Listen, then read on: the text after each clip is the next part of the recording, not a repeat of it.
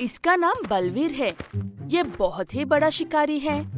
उनके गांव के आसपास जंगल होने की वजह से उस गांव में रहने वाले सभी लोगों को किसी तरह के जानवर से दिक्कत होने पर बलवीर के पास आता था और वो जानवरों का शिकार करके लाकर गांव के बीच में फेंक देता था।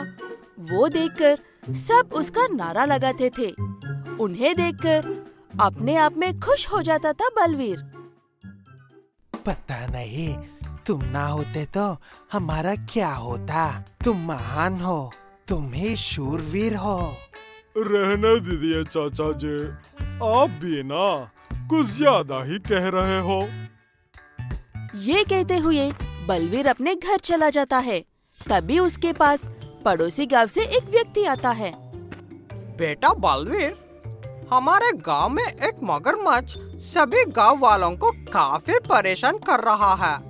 आप ही कैसे भी करके हमें उससे छुटकारा दिलवाइए।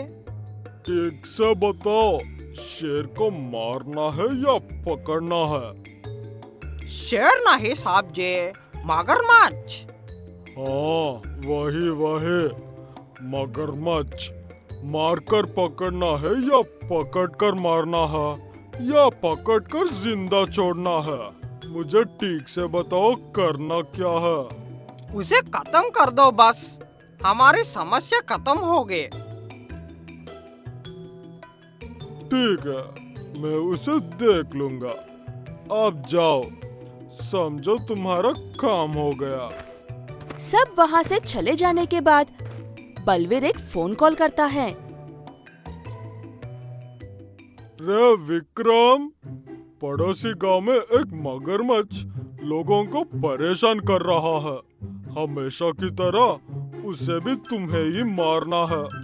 जल्दी से उसे मारकर अपना घर पर ले आओ। सबको दिखाना जो है मेरी बहादुरी। क्या साहब जी, कल ही तो इतने बड़े 2 जानवर पकड़ कर दिए थे। अब मुझे आराम करना है। क्या मेहनत कर रहा है रे? जानवरों को मराना भी एक मेहनत है क्या? ऐसे कैसी टकान हो रही है? पैसे तो हमेशा बराबर लेते हो ना वक्त पर। आप क्या साहब जी, आप कितना भी बड़े बातें कर सकते हैं। मेरी तरह मछलियाँ पकड़ कर दिखाओ तो पता चलेगा। अब मैं कर भी क्या सकता हूँ, पकड़ कर ले आऊंगा। ये कहते हुए विक्रम अगले दिन सुबह उस मगरमच्छ को पकड़ ले आता है और जंगल में आकर बलवीर को दे देता है। बलवीर हमेशा की तरह उस मगरमच्छ को भी गांव के बीच में ले जाकर डालता है। फिर से सब उसकी खूब तारीफ करते हैं। ये अपनी तारीफ सुनकर हवा में उड़ने लगता है। तुम सच में बहुत महान हो बलवीर, तुम्हारा कोई जवाब नहीं। रहने दीजिए, मेरी इतनी भी तारीफ मत करो आप लोग। ऐसे अपनी तारीफ सुनकर खुश होते हुए घर जाकर फिर से पीने लग जाता है। तभी उसके घर पर एक और आदमी एक नई समस्या के साथ आता है। मेरा नाम रामू है साहब जी, मैं जलतापुर गांव से आया हूँ। हाँ बताइए, मैं आपको क्या मदद कर सकता हूँ? मैंने सुना है कि अब बड़े बड़े शेर, हाथी और मगरमच्छ जैसे जानवरों को पकड़ते हैं, इसीलिए मैं आपके पास आया हूँ। ओह, मेरी तारीफ करने के लिए आए हो? आओ आओ, यहाँ पर बैठ जाओ। नहीं साहब जी, हमारे गांव में भी एक बड़ी समस्या आकर पड़ी है। उस जानवरों को हम झेल नहीं पा रहे हैं। आप ही कैसे भी करके उसे पकड़ना या खत्म करना होगा। अच्छा, ऐसी बात है। बताओ मुझे, तुम्हें किस जानवर से मुक्ति दिलवाना है? वो एक मुर्गी है। क्या तुम मुझसे मजाक कर रहे हो? मुझे मुर्गियाँ पकड़ना होगा। बात कुछ और है साहब जी, वो मुर्गी।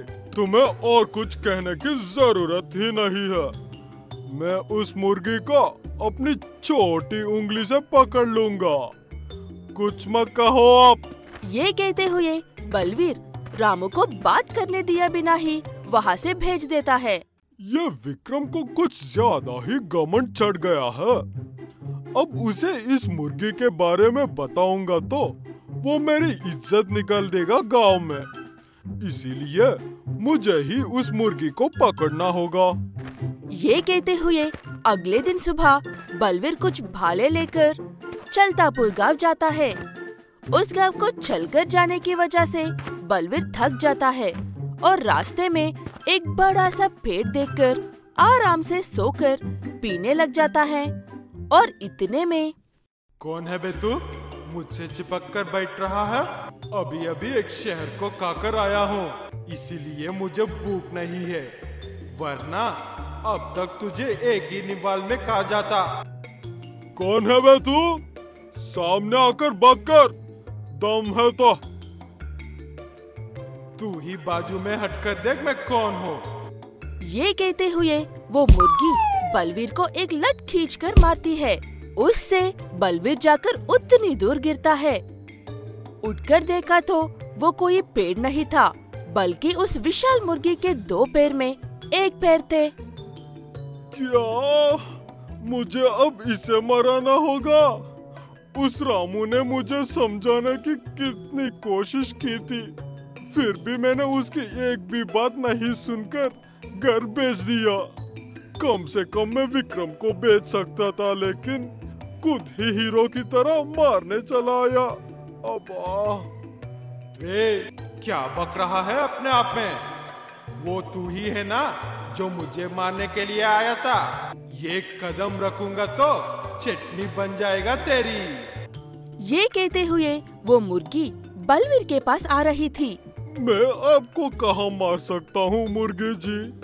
मैं तो अपना खोया हुआ सामान ढूंढते हुए यहाँ पर आया था।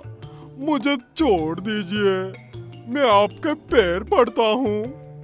बलवीर को क्या करे कुछ समझ में नहीं आता, इसीलिए वो अपने जेब से शराब निकलकर पीने लगता है। वो क्या है?